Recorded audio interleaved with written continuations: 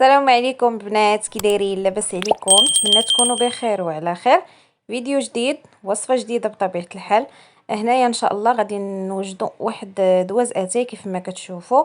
غادي نبداو. اول حاجه هنا غادي نستعمل القصريه باش تهز ليا المقادير اللي هي كثيره. كيف ما غتشوفوا، فاول حاجه غادي نديرها، عندي واحد لابواط ديال هنايا. تقدروا تستعملوا الزبده مارغرين، تقدروا تستعملوا الزبده سبيسيال. انا هنايا استعملت هنا الزبده ديال البواطه، يعني اي ماركه بغيتوها. غير كيف قلت لكم بالنسبه لهاد الزبده، حيت كتعاونني في الخدمه، وحتى بالنسبه للمذاق كتعطي واحد المذاق اللي هو زوين لهاد الحلوه هادي. كيف ما غادي تشوفوا معايا، وعمليه يعني كتسهل علينا الخدمه في الخدمه ديالها، كيف ما غادي تشوفوا معايا في الفيديو ان شاء الله. هنا غادي نحاول انني ندير لابواط ديالي كامله. هنا من بعد غادي نزيدها واحد 2 كيسان ديال سكر سنيده.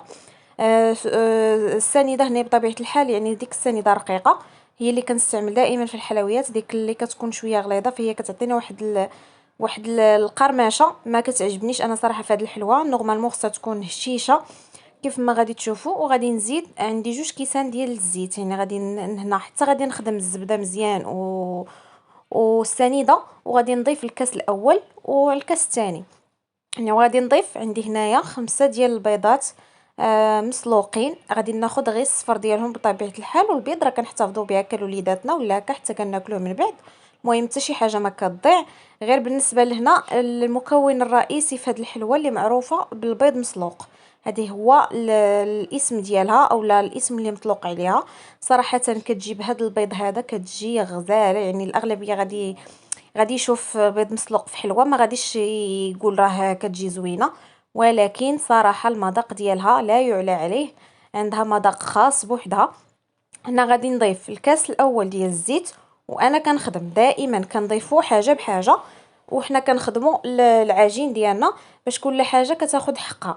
يعني دائما نخدموا المكونات الناشفه مع بعضياتهم، وديك الساعه كنزيدوا السوائل شويه بشويه. هنا تقدروا تنكهوا باي حاجه عندكم. انا هنا غادي نكتفي كيف قلت لكم هكا، يا اما بساشي ديال الفاني، هو صراحه اللي كنخدم به دائما في الحلويات. يعني ما كنزيدوش من غير الا كانت شي نكهه اخرى كتكون داخله في المكونات الاساسيه. هنا كيف قلت لكم غادي نكه بواحد الساشي ديال الفاني، وغادي نبدا نزيد. هنا بالنسبه ليا غادي نضيف واحد المكون ثاني كذلك، اللي غادي نضيف فيه واحد تقريبا يعني زلافه ديال النشا. تقدروا نتوما ديروا كاس، يعني كاس لاروب هكا، كاس ديال العنبه تقدروا تستعملوه. فصراحه النشا الدور ديالو كيف قلت لكم كيعطينا واحد الهشاشه لهاد الحليوه هذه، وكيجي صراحه ما نقولش لكم فيها. يعني نتوما ديك الساعه ان شاء الله غادي تجربوها، وغادي تخليو لي التعاليق ديالكم بانكم جربتوها وتشوفوا النتيجه ديالها كيف كتجي. فكيف قلت لكم كنزيد داك النشا، وانا كنخدم المكونات مع بعضياتهم حتى كينسجموا. ومن بعد راني كنبدا نزيد الدقيق شويه بشويه. يعني الدقيق هنا بطبيعه الحال راه ديجا كيكون مغربل، هكا حاجه ديال كيف قلت لكم تكون الحاجه ديال الحلويات دائما الدقيق يكون ممتاز ديال الحلويات. صافي وكنخدم المكونات كيف ما كتشوفوا داك النشا مع ديك الزبده اللي هي حيوانيه كيف قلت لكم، فكتعطينا واحد لا كريم اولا العجينه كتكون على شكل كريمه. فكيف ما كتشوفوا انها كتكون ناجحه، وداك اللون ديال داك صفر البيض حتى هو كيعطينا واحد اللون اللي هو رائع الحليوه ديالنا. وحتى من بعد فاش كتوجد فاش كتقسم راه كيبان لكم الفرق ما بين الطبقه والطبقه كتكون مزيانه. هنا غادي نزيد، غادي تشوفوا معايا انا من بعد راه غنقول لكم شحال ديال الطحين اللي هزات ليا، غنخليكم مقادير في صندوق الوصف. يعني هنايا ما عندي مع واحد تقريبا، يا غندير خماره حتى الخماره ونص ديال الحلوه. يعني غندير الخماره من فئه 8 غرام. الا كنتو غديروا 2 فغنتوما ديك الساعه كتدوبلوا المقادير باش كتخرج لكم كميه اللي هي كثيره. فمن بعد كيف قلت لكم غادي نخلي لكم شحال ديال الدقيق اللي هزات ليا هاد الحليوه هذه. غادي نمزج المكونات كاملين ونرجع لكم. هنا من بعد ما تجمعات ليا العجين ديالي، فانا غادي نكورها كيف ما غادي تشوفوا. يعني الشكل كتاخذ ليا واحد الشكل اللي هو دائري، كندير فيها تقريبا واحد 8 ديال الغرامات. مع كنعرفوا ان الحلوى هكا غريبات بجميع انواعهم، اون فوا كنبداو نديروهم في الفران فهو كيضاعف الحجم ديالهم. فانا هنا درت كيف قلت لكم خماره وحده ديال الحلويات، فهي كتكون كافيه. صافي من بعد ما طيبتها كتخرج ليا في هذا الشكل هذا، اللون ديالها كيف ما كتشوفوا. صراحه كيجي اللون ديالها اللي هو ذهبي. هنا غادي نوجد واحد الشكلاط اللي كيف قلت لكم ذوبته شكلاط كحل. انا كنخدم دائما بقاله، صافي كندوز الحليوه ديالي في الشكلاط، وكان من الاحسن تستعملوا شي فورشيط باش ما يتهش لكم الشكلاط بزاف.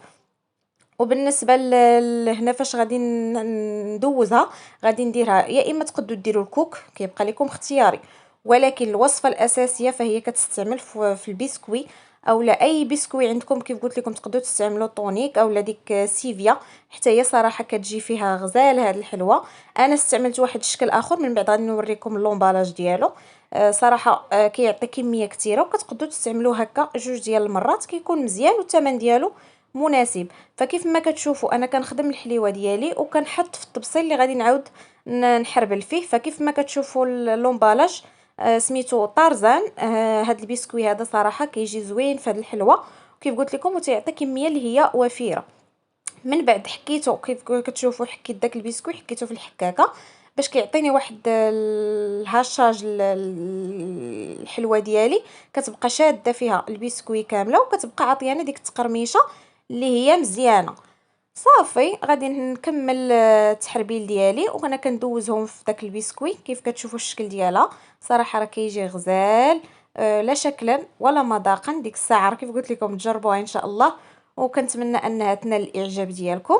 الشكل ديالها كيجي غزال، وكتجي كيف قلت لكم مقرمشه، كيجيو فيها كاش جوج ديال الطبقات مزيانين. فغادي نستمر هكا ان شاء الله حتى غادي نكمل الحليوه ديالي ونرجع معكم في الشكل النهائي ديالها. وهنايا رجعت معكم في الشكل النهائي ديال الحليوه ديالنا. فكيف ما كتشوفوا صراحه راه كتجي غزاله، كيف الشكل ديالها كيجي هكا واقفه. هنايا بالنسبه ليا انا درتها في واحد اللومبالاج اللي هو غادي كيف قلت لكم نقد نديرو هكا نحتفظ به في الثلاجه، او لا هكا يخرج للكليان اللي حنا دايرين معاه. صراحه انا صراحه خدمتها كوموند. فكنتمنى ان الفيديو ينال الاعجاب ديالكم، تبارطاجيو الوصفه وتنال الاعجاب ديالكم.